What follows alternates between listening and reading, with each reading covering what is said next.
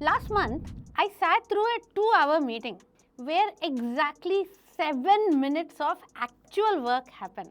The rest was rambling updates, side conversations, and that one guy who loves to hear himself talk. Every team has one, huh? On my way home, I did some quick math. If I waste just 1 hour a day in bad meetings, that's 5 hours every week. That's 260 hours a year.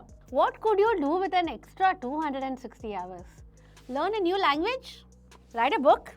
Just go home earlier and see your kids. The meeting problem is real and it's costing us more than we realize. Here's a quick story. My client Arun runs a tech team at a growing startup. When I first met him, he looked exhausted.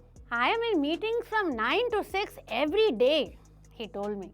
I have to do my actual work at night and on weekends.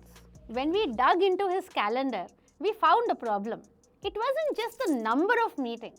It was one critical mistake happening in every single one. The mistake? No clear purpose. Meetings without a specific stated purpose are like road trips without a destination. You might enjoy the ride, but you'll never arrive anywhere useful. Here's how this shows up. The status update meeting, where everybody takes turns reading information that could have been shared in an email. The discussion meeting, with no clear decision to be made, so the same topics get rehashed week after week.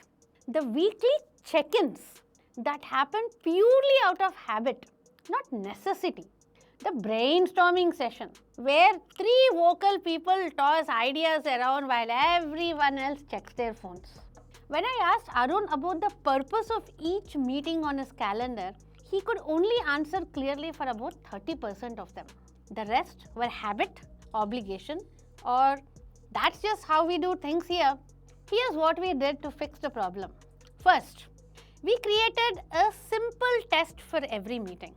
What specific outcome needs to happen in real time with people talking to each other? If there wasn't a clear answer, the meeting got cancelled or replaced with something else.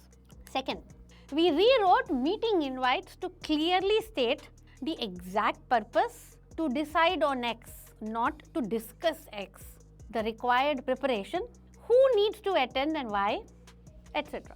Third, we cut standard meeting times in half. 60-minute meetings became 30. 30-minute meetings became 15. This forced everyone to focus on what mattered most.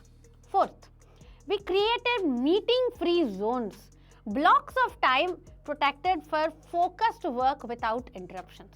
The results were dramatic. Within 3 weeks, Arun had cut his meeting time by 60%. His team reported feeling more productive and less stressed, and the meetings they did have were more focused and useful. But the biggest change? Arun stopped working weekends. I actually saw a movie with my wife last Saturday, he told me. First time in months. You can make these same changes. Here's how to start. Audit your calendar. Mark each meeting as essential, useful, or questionable. Challenge the questionable ones. What's the specific purpose? Could it be in an email, a quick call, a shared document? Rewrite the invites for meetings you control. Make the purpose crystal clear. Suggest shorter times. Could we try 25 minutes instead of an hour for this? Block focus time on your calendar and defend it like you would any important meeting. Remember, meetings are tools, not obligations. They should serve your work, not drain your energy. What meeting mistake drives you crazy? Share it in the comments. Maybe we can solve it together.